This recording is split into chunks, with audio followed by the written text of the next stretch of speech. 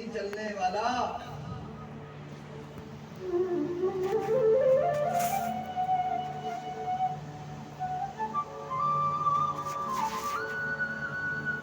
और इस अजामिल ने तो स्पष्ट रूप से हमारे नारायण भगवान के नाम को गाया है, इसलिए इसे तुम्हें नरक में ले जाने का कोई अधिकार नहीं है। अजामिल चारपाई के ऊपर पड़ा हुआ है, दोनों की बातें सुन रहा है। भगवान के पार्षद और यमराज के दूत जो हैं आपस में बातचीत कर रहे हैं। बोले हरे कृष्णा। बीच में पड़ा हुआ है अजामिल चारपाई के ऊपर, नाम की महिमा को सुन रहा है।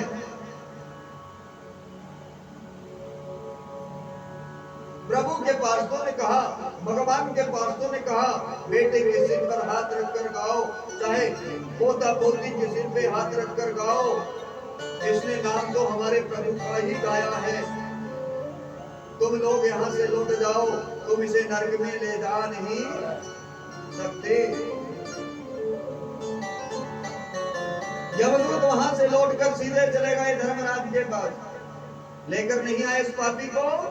महाराज ला ही रहे थे, जोर जोर से बोलने लगा, नारायण मुझे बचाओ, नारायण मुझे बचाओ, नारायण मुझे बचाओ। साक्षात भगवान के पार्षद बचाने के लिए आ गए। बोले हरे कृष्णा।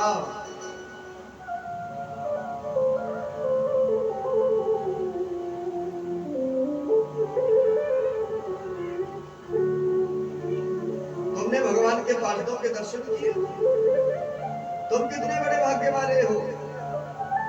मैं आपसे कहता हूं, जिस व्यक्ति की जीभ पर एक बार भी श्री कृष्ण का नाम नहीं आया,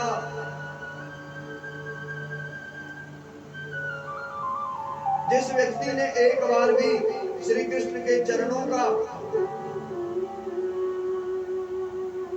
ध्यान नहीं किया, जिसका मस्तक कभी कन्हैया के चरणों में नहीं झुका,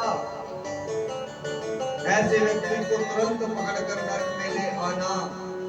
जिस व्यक्ति ने मन को हरि चरणों में लगा रखा है, जो भगवान के नाम का कीर्तन करता है, भागवत नाम का कीर्तन करता है, कथा सुनता है, सत्कर्म करता है, उन्हें कभी पकड़कर मत नरक में लाना। बोले हरे कृष्णा। अजामिल दोनों की बातें सुन रहा था, मन में इतना बड़ा वैराग्य पैदा हो गया, सब कुछ छोड़ दिया, जंगल में जाकर बैठ गया, भगवान के नाम का भजन किया और भगवान के नाम को चला गया। बोले हरे कृष्णा।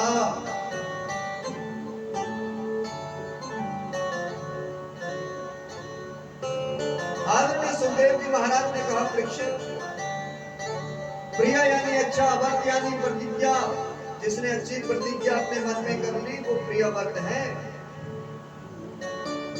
देखो भैया, भूखे प्यासे रहने का नाम व्रत नहीं है, व्रत तो संकल्प का नाम है।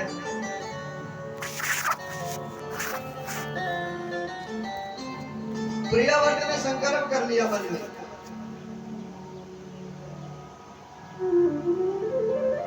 कि वो इस संसार में अंधकार नहीं रहने देगा।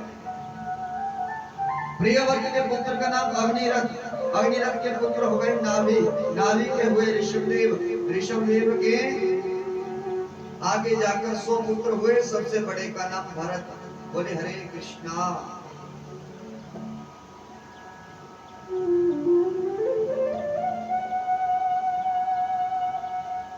सभी को इकट्ठा किया, बड़े सुंदर उपदेश दिए।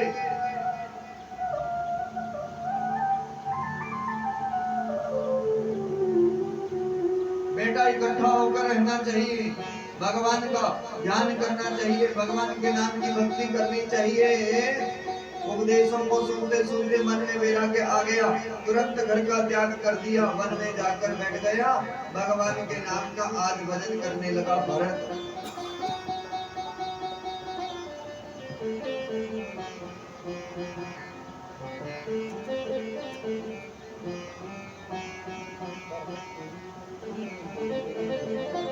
भजन कर रहा था, सामने एक सरोवर था, उस सरोवर में एक हिरनी पानी पीने के लिए आ गई। भैया प्यास लगी थी से सामने से शेर आ गया। शेर ने हिरनी को देखकर दहाड़ लगाई, हिरनी डर गई और जल में गिर गई। उसी जल में, उसी सरोवर में हिरनी ने एक सुंदर हिरण के बच्चे को जन्म दिया। भरत के मन में दया आ गई, भागा गया, हिरनी के बच्चे को बचा लिया, अपनी कुटिया में लेकर आ गया।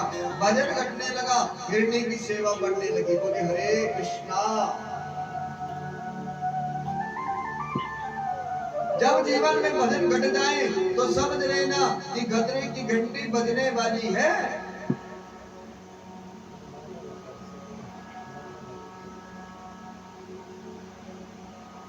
पहले 10 घंटे भजन करता था, 5 घंटे रह गया, 5 भी नहीं रहा, 1 घंटे भर का भजन रह गया।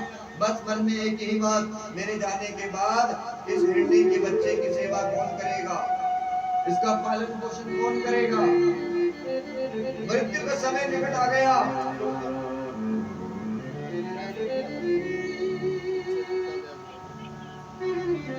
मन का हिरनी में, भरत मर गया, अगले जन्म में हिरण बन गया। बोले हरे कृष्णा।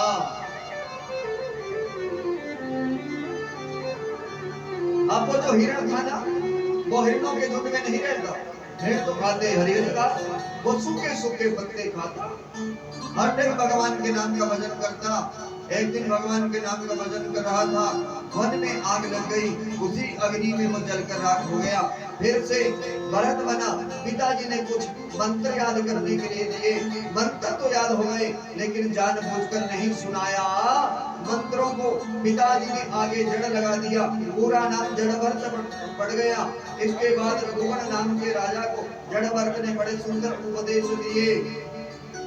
उसी जड़भरत के कारण हमारे देश का नाम भारत पड़ गया। बोले हरे कृष्णा।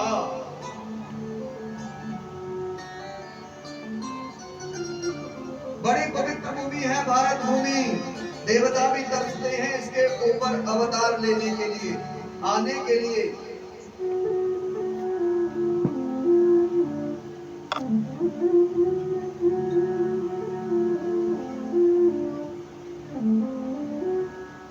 समस्त देवी देवताओं का वास जो है भारत भूमि में है।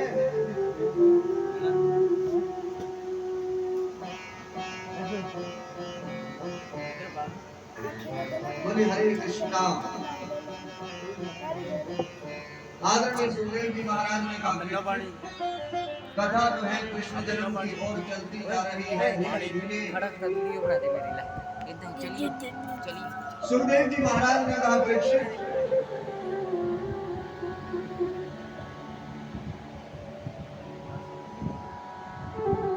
मैं शास्त्रों में शंका नहीं करता, लेकिन आपसे जिज्ञासा के लिए कुछ पूछना चाहता हूँ। आप पूछिए। भगवान की दृष्टि सब नहीं होनी चाहिए। देवता भी उनके पुत्र, राक्षस भी उनके पुत्र, लेकिन भगवान देवताओं को बचाते क्यों हैं, राक्षसों को मारते क्यों हैं?